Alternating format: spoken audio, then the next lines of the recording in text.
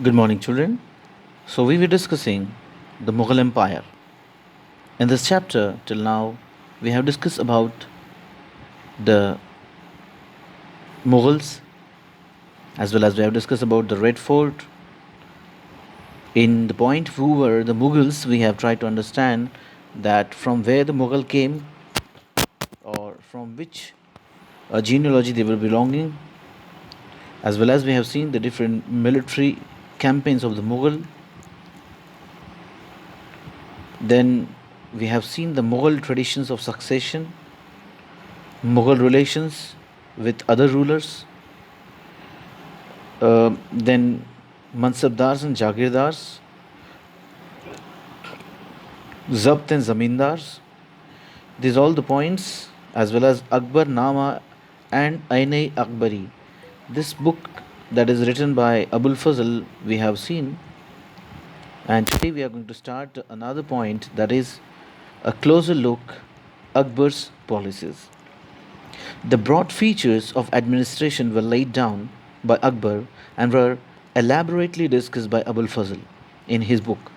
The Akbarnama, in particular, in its last volume, the Aine Akbari. So here is said that the broad features of administration were laid down by Akbar and were elaborately discussed by Abul Fazl in his book. Means whatever the book that was written by the Abul Fazl, that is Akbarnama, in that book, whatever kind of the administrations or administrative measures that Akbar has taken or laid down in his reign, that is clearly discussed in Abul Fazl's book, that is Ainai Akbari. And in particularly, its last volume, that is in Ainai Akbari, this all the administrative measures or administrative system that was laid down or that were laid down by the Akbar are clearly discussed. So Abul Fazl explained that the empire was divided into provinces called subas, governed by a subadar who carried out both political and military functions. Each province also had a financial officer or divan for the maintenance of peace and order. In his province, the subadar was supported by other officers, so such as the military paymaster, the minister in charge of religious and charitable patronage, military commanders, and the town police commander. So here it is said that what kind of different positions were there, or how the empires was divided. These all the things are explained, and Abul Fazl explains in the Ain Akbari that the empire was divided into certain provinces, and these provinces were called as the subas. So these provinces were called as the subas, and these provinces or subas were governed by the subadar. Means those who were holding the subas or the authority of the suba, those were called as the subadar, who carried out both political and military functions. So what were the duties of the subadar? To carry out the political as well as military functions. Military functions such as the, for example, he should maintain the number of soldiers, salaries and all that of the soldier, as well as the political things. All the things were in the hand of subadar of the suba, and each province was also had a financial officer, and this financial officer was called as the divan. It means what were the duties of the financial officer? He was maintaining the he was maintaining all kind of financial affairs or financial matters in the empire. For the maintenance of the peace and order, means for maintaining peace and systematic order in the province, the subadar was supported by other officers also. Now, which kind of officers were there who was helping subadar? These were military paymaster. Now military paymaster means what? Bakshi means military paymaster, as it is written here, it is paymaster. Obviously it is related with the affairs that is related with the salaries and all that things which are related to money, that were handled by the military paymaster. Then another post was also there, that was minister in charge of religious and charitable patronage. So this religious in charge of different charitable patronage. Charitable patronage means what? um, all those patronaged people, those who are getting the charity from the uh, empire, these all the matters were handled by the Sadr. Sadr, or he was called as the minister in charge of religious and charitable patronage. There were some military commanders also, those are called as the Fauzdars, and the town police commander was called as the Kotwal. So these kind of officials like Bakshi, Sadr, Fauzdar or Kotwal, these kind of officials were helping the Subadar, or they were supporting the Subadar to maintain the law, order, and peace in the Subas, or in the empire, or in the different provinces of the empire. Now, here, Noor Jahan's influence Jahangir's court, in Jahangir's court, that we are going to see. So, who was Noor Jahan basically? That we will first understand. Meherun-Nisa carried the emperor, Meherun-Nisa married the emperor Jahangir in 1611 and received the title of Noor Jahan. She remained extremely loyal and supportive to the monarch. As a mark of honor, Jahangir struck silver coins bearing his own titles on one side, and on the other side there was inscription struck in the name of the Queen Begum Noor Jahan. So Meherun Nisa, who was Meherun Nisa?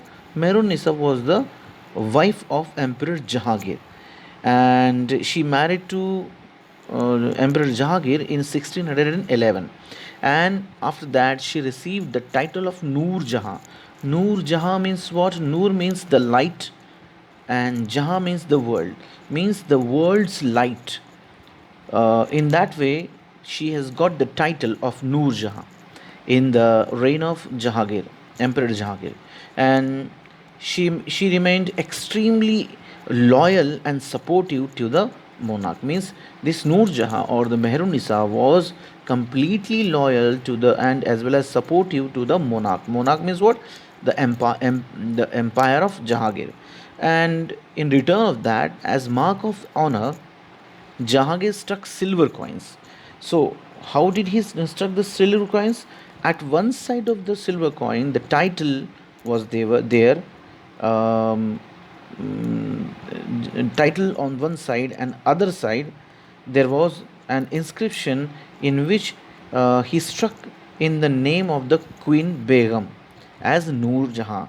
So, at one side there was the Jahangir's honor was there, and at one side there was the name of the Queen Begum Noor Jahan.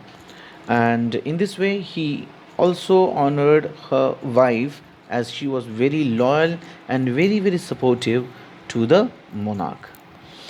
Now, the adjoining document in an order, Farman, say here, Farman means what?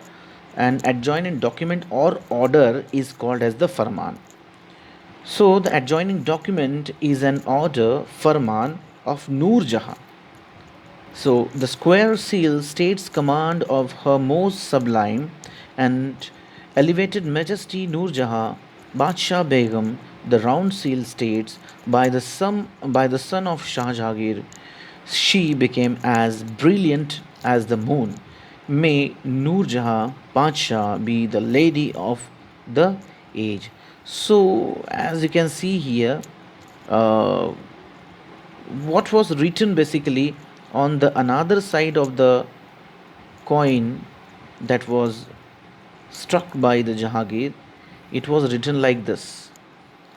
This here on the seal, or the square seals, like here as you can see, and as well as on the coin sometimes also, what he has written about Noor Jahan. On the square seal, it is stated over there that command of her most sublime and elevated majesty Noor Jahan Badshah Begum, the round seal states. So, by the son of Shah Jahangir, she became as brilliant as the moon. May Noor Jahan Badshah be the lady of the age. In this way, Jahangir has praised, as well as he has praised to the Noor Jahan, as well as he has prayed for the we can say for the Noor Jahan. In this way, Noor Jahan's influence was there in the Jahangir's court. The next part, Akbar's nobles commanded large armies and had access to large amount of revenue. While they were loyal, the empire functioned efficiently. But by the end of the 17th century, many nobles had built independent network of their own. Their loyalties to the empire were weakened by their own self-interest. So here it is said that whatever the officials that were appointed by the Akbar, or the nobles that were appointed by the Akbar, at a certain point of time, they left the loyalty with the empire. And what happened actually, that is explained here. So Akbar's nobles commanded large armies and had access to large amount of revenue. So whatever the nobles that were appointed by the Akbar had the access to large army, as well as they were having the access to huge amount of revenue. Revenue means what? Tax means in the form of collection of money and all that. While they were loyal to the empire, function efficiently, means when they were very loyal to the empire, the empire functioned efficiently. But what happened at the end in the 17th century? In the 17th century, many of the nobles had built their own independent networks in their by their own, means they made their own independent networks, and in this way, till the 17th century, they became completely individual or we can say in this way, the Akbar's reign or Akbar's empire started to become weakened. Their loyalties, means whose loyalties? The nobles' loyalties to the empire were weakened by their own self-interest, means whatever their selfishness were there, or whatever their self-interest were there, or whatever they wanted to gain in their life, in that practice all these nobles left the loyalty with the empire, and in this way empire became completely 17th century. um, Here the remaining part of this paragraph is also there, that we will see, and then I will um, take the next part in the next period. So, while Akbar was at Fatehpur Sikri during the 1570s, he started discussions on religion with ulama, brahmanas, Jesuit priests who were Roman Catholics and Zoroastrians. These discussions took place in the Ibadat Khana. He was interested in the religion and social customs of different people. Akbar's interactions with people of different faiths made him realize that religious scholars who emphasized ritual and dogma were often bigots.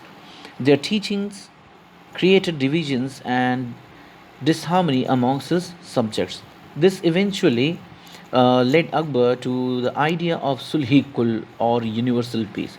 So, what is actually universal, we can say, peace or dogma, bigots, or why did the Akbar took all the religious leaders together, and why he discussed that all that in the Ibadat Khana? About all this we are going to understand in the next period. So till then, thank you very much.